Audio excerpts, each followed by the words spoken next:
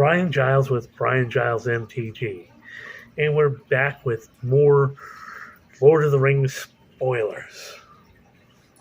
So, we left off of Pippin guarded the Citadel, and we can go on to Prince Imrahil the Fair. A white and a blue for a 2/2 legendary human noble. When you draw your second card each turn, create a 1/1 white human soldier creature token. Okay, more for card draw. Then we have Ringsight, another card that's been talked about a lot. So, a blue, black, and 1 for a sorcerer reads the Ring Temptu. Search your library for a card that shares a color with a legendary creature you control. Put it into your hand and shuffle. It's like a tutor for cards you control. If you're playing multicolor, you can. That's definitely something you can use. Next up, we have Rise of the Witch King. Black, a green, and 2 for a sorcerer reads. Each player sacrifices a creature. If you sacrifice a creature this way, you may return another permanent card from your graveyard to the battlefield. Exchanging cards from your graveyard. Sounds like fun. Then we have Samwise Gamgee. Green and a white for a 2/2 legendary halfling peasant. Whenever a non-token creature enters the battlefield under your control, create a food token. Sacrifice 3 foods, return target historic card from your graveyard to your hand. Historic cards are artifacts, legendaries, and sagas. So, ouch. Okay, these next 2 cards are just crazy. First up is Saruman of Many Colors. A white, a blue, and black for a 5/4 legendary avatar wizard with a ward that's discarded an enchantment, instant, or sorcery card. Ouch! Whenever you cast your second spell each turn, each opponent mills 2 cards. When one or more cards are milled this way, exile target enchantment, instant, or sorcery card equal or less than mana value than that spell from an opponent's graveyard. Copy the exile card. You may cast the copy without paying its mana cost. Steal your opponent's spells. Make them mill and then steal their spells. Yow! Then we have Sauron the Dark Lord.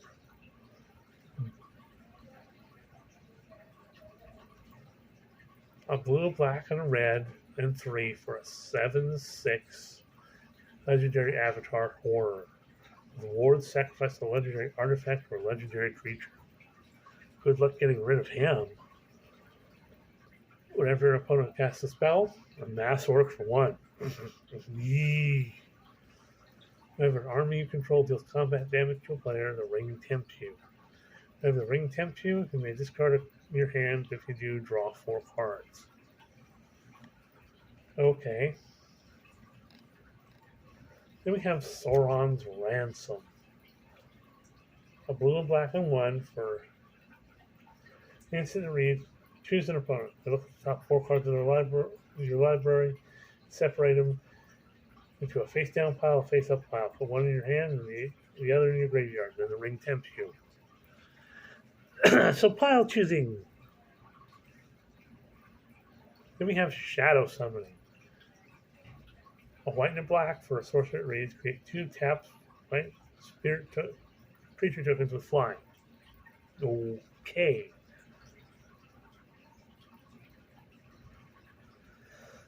Then we have Shadowfax, Lord of Horses. A red, a white, and 3 for a 4/4 legendary horse. Horses you control have haste. Whenever Shadowfax, Lord of Horses attacks, you may put a creature card with lesser power from your hand onto the battlefield, tapped and attacking. Okay. Horse, Lord of all horses. Yeah, that's right. Horse deck. Next up, we have Shagrat Loot Bearer. A black, a red, and 2 for a 4/4 legendary orc soldier. Whenever Shagrat Loot Bearer attacks, attach up to 1 target equipment to it. Then a mass orc X, where X is the number of equipment attached to Shagrat. More orcs. More equipment. Next up, we have Sharky, Tyrant of the Shire. A blue, a black, and 2 for a 2/4 legendary avatar rogue. Activated abilities of lands your opponents control can't be activated unless they're mana abilities. Sharky, Tyrant of the Shire has all the activated abilities of lands your opponents control except mana abilities. Mana of any type can be spent to activate Sharky's abilities. There's some funness.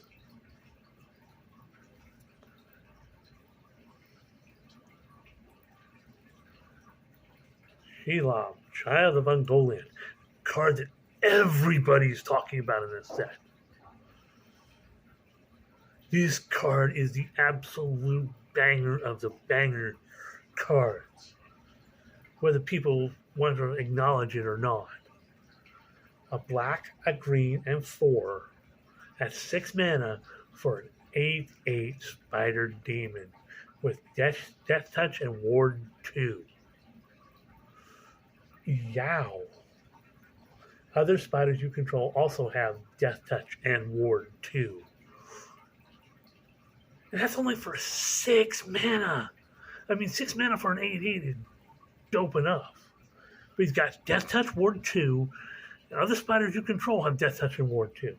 But it also says whenever another creature dealt damage this turn by a spider you control dies, create a token that's a copy of that creature except it's a food artifact with pay 2, tap it, sacrifice this artifact, you gain 3 life, and it loses all other card types. So basically it turns creatures that the spiders kill into food tokens. Along with that, so you get life gain, you have Death Touch, Ward 2, your spiders have Death Touch and Ward 2, and you have an 8/8 beefy, chunky spider. What's not to like about that? I mean, then there's a spider, I think it was from Eldraine, that makes, whenever your opponents cast spells, that makes little 1/2 spiders.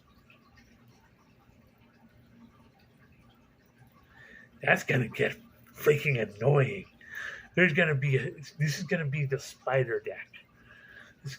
You're going to see a EDH spider deck that's just going to be nasty, nasty, nasty. Okay, next up we have Smeagol, Helpful Guy. A black, a green, and 1 for a 4/2 legendary halfling horror. At the beginning of your end step, if the creature died under your control this turn, a ring tempts you. Remember, the ring tempts you. Target opponent reveals cards from the top of their library until they reveal a land card. Put that card onto the battlefield tapped under your control, and the rest into the graveyard. This way, hobbitses. Don't follow the lights.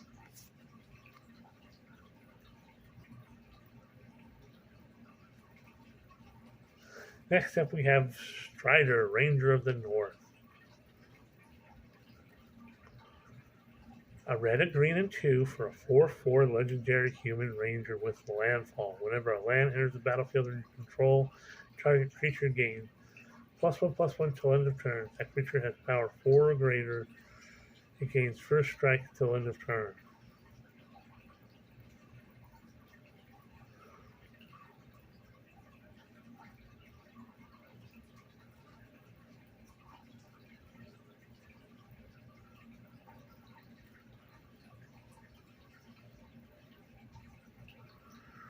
So you can do a lot with that.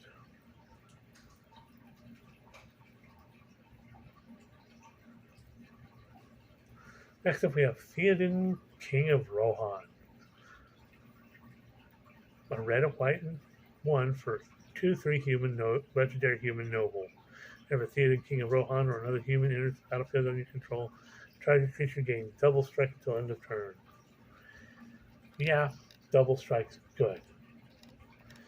Next up is another card that has been talked about a lot. It was when it was first revealed, when the first set was first announced. Is Tom Bombadil. White, blue, black, red, and green for a 4/4 legendary god bard. As long as there are 4 or more lore counters among sagas you control, Tom Bombadil has hexproof and indestructible. Well, we've already talked about a saga that has 6 chapters.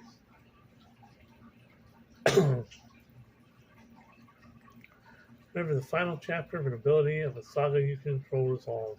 Reveal cards from the top of your library until you reveal a saga card. Put that card onto the battlefield and the rest on the bottom of your library in a random order. This ability triggers only once each turn. So you get to search for some more sagas. There's a saga lord.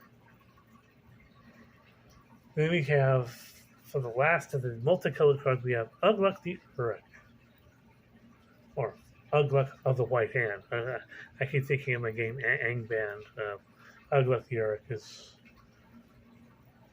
his name there. He's a for a black, a red, and 2. He's a 3/3 legendary orc soldier. Whenever another creature you control dies, put a +1/+1 counter on Ugluk of the White Hand. That creature was a goblin orc with 2 +1/+1 counters. Ugluk is dead. So he gets bigger when creatures die. So in a sack deck, he's pretty good. Then we have another card that people seem to like a lot and has been going up and down in the market mover videos. It's Anduro Flame of the West. 3 mana for a legendary artifact equipment. Good creature gets +3/+1. Whenever good creature attacks, create 2 tapped white spirit creature tokens with flying. That creature was legendary. Instead, create 2 of those tokens that are tapped and attacking, and equipped for 2. Okay. It creates spirits.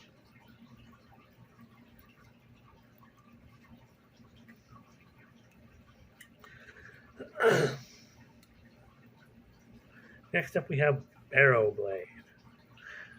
I personally think this is another one of the cards that's going to go up over time just because of its straight up power and usefulness. This card is super powerful. It's an uncommon. It costs 1 mana. It's an artifact equipment. Equipped creature gets +1/+1, which is good for 1 mana. But whenever equipped creature blocks or becomes blocked by a creature, that creature loses all abilities until end of turn and equips for 1. Get rid of your indestructible, your lifelink, your menace.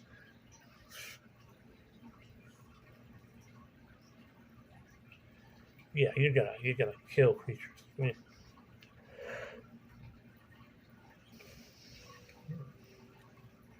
Next up, we have Indrok Basin. 2 mana for an artifact that reads: pay X, tap it, put a +1/+1 counter on target creature with power X. Activate only as a sorcery.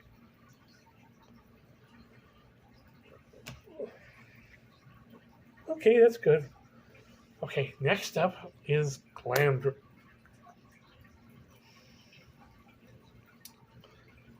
2 mana for legendary artifact equipment.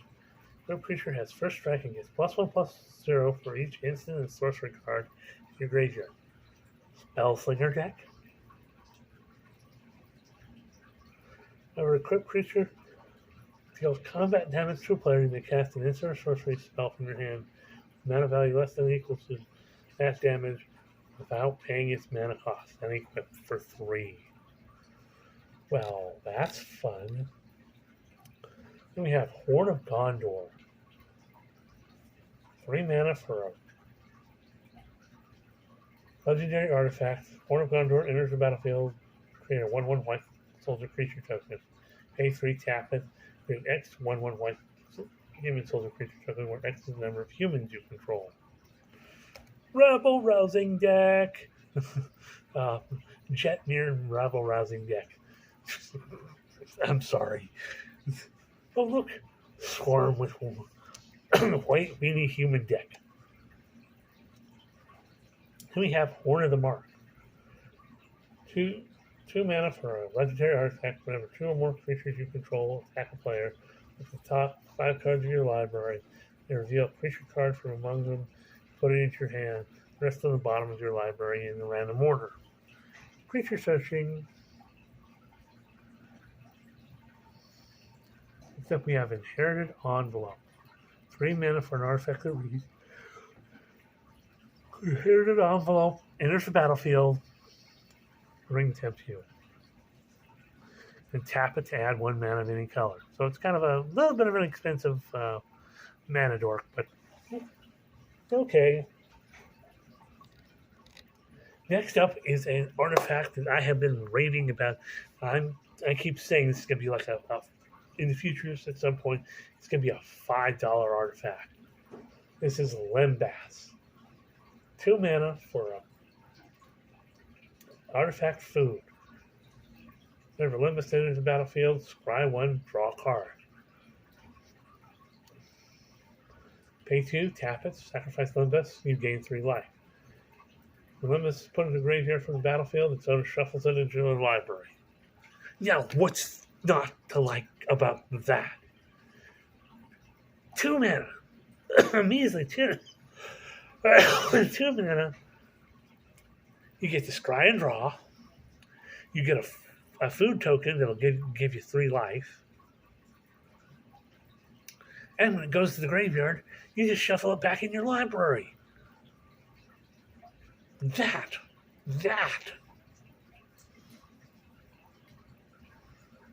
Then next up we have Mirror of Galadriel. Legendary artifact, pay 5, tap it, scry 1, draw a card. This ability costs 1 less to activate for each legendary creature you control. Well, if you're playing with a lot of legendaries, yeah, you're gonna have some fun. Like in I don't know, well, there's all sorts of legendary decks. Next up is another artifact that people talked about a lot as the better Darksteel Plate. Mithril Coat. 3 mana for a legendary artifact equipment with flash and indestructible. Mithril Coat enters the battlefield attached to a legendary creature you control. Equipped creature has indestructible and equipped for 3. Sure, it's legendary, but you have no clue. Darksteel Plate doesn't have flash, and it doesn't attach immediately to a creature you control. So you can pay 3. It's attached to a creature. You don't have to pay the equip cost. Bing. What? Nope. No, you get indestructible. You can't get rid of it. Indestructible. Okay, next up is the One Ring. Not the one of One Ring, but the One Ring. What the One Ring really says. Which I will not utter here.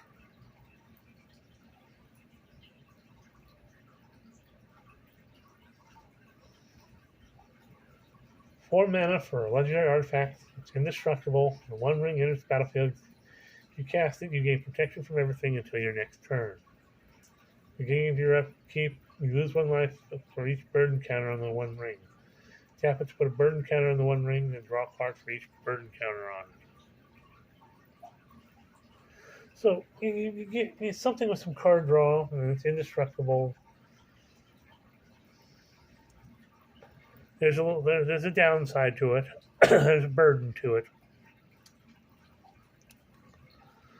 Okay, well, we're going to stop here because we're past 19 minutes, and we're going to see you on the next video.